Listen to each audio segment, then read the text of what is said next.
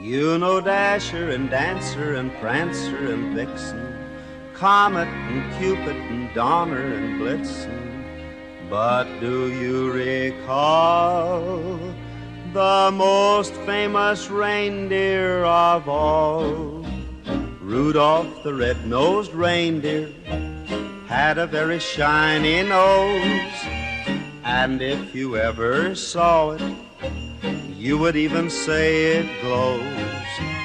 All of the other reindeer used to laugh and call him names.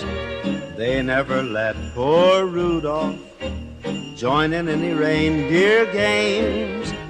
Then one foggy Christmas Eve, Santa came to say, Rudolph, with your nose so bright, won't you guide my sleigh tonight? Then how the reindeer loved him as they shouted out with glee, Rudolph the red-nosed reindeer, you'll go down in history.